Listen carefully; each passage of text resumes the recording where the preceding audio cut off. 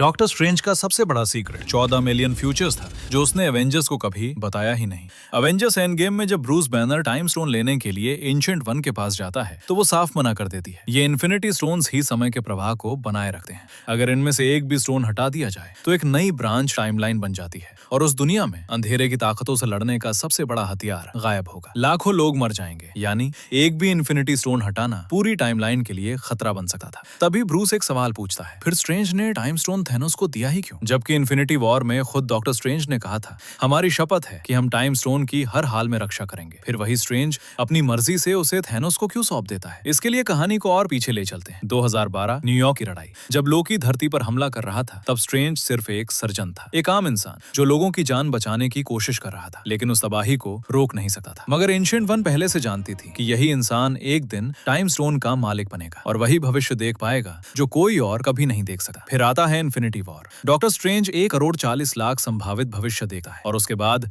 हर घटना बिल्कुल उसी तरह होने लगती है जैसी होनी चाहिए थी। थैनोस का स्नैप, आधी आबादी गायब, एक छोटा सा चूहा जो एंटमैन को बाहर निकाल देता है, फिर टाइम हाइस्ट, लोकी का टेसरेट लेकर भाग जाना, TVA, मल्टीवर्स और आखिर में लोकी का गॉड ऑफ स्टोरीज बनना। अब सबसे दिलचस्प बात, अगर स्नैप नहीं होता तो एंड गेम नहीं होती, एंड गेम नहीं होती तो चूहा स्कॉट को कभी बाहर नहीं निकालता, स्कॉट बाहर नहीं आता तो टाइम हाइस्ट नहीं होती, टाइम हाइस्ट नहीं होती तो लोकी टेसरेट लेकर भाग नहीं पाता, और अगर लोकी नहीं भागता तो आखिर मल्टीवर्स की रक्षा कौन करता? अब सिविल वॉर को देखिए, एवेंजर्स बिखर जाते हैं, थॉर और हल्क धरती छोड़ देते हैं, टीम पहले से कमजोर हो जाती है। उस समय ये सब एक बहुत बड़ी गलती लग रही थी, लेकिन क्या हो अगर यही बिखराव उसी रास्ते का हिस्सा था जिसे डॉक्टर स्ट्रेंज ने पहले ही देख लिया था। फिर आती है स्पाइडरमैन नो वे होम। एक और फैसला, एक और जादू और एक बार फिर पूरी टाइमलाइन बदल जाती है। पीटर पार्कर दुनिया की यादों से हमेशा के लिए मिट जाता है और फिर से डॉक्टर स्ट्रेंज ऐसा फैसला लेता है जो भविष्य बदल देता है, जैसे वो हमेशा किसी ऐसी टाइमलाइन की रक्षा कर रहा हो जिसे सिर्फ वही समझता है। एक ऐसी टाइमलाइन जो थैनोस से भी आगे जाती है, कैंग से भी आगे, सीधे डॉक्टर डूम तक। क्योंकि अगर डॉक्टर स्ट्रेंज ने सच में भविष्य देखा था तो शायद उसने वो टाइमलाइन नहीं चुनी जिसमें एवेंजर्स सिर्फ थैनोस को हराते हैं। शायद उसने वो टाइमलाइन चुनी जिसमें मल्टीवर्स इतना लंबा जिंदा रहे कि एक दिन डॉक्टर डूम का सामना कर सके। और तभी वो चूहा, Loki, civil war, no way home, end game, TVA,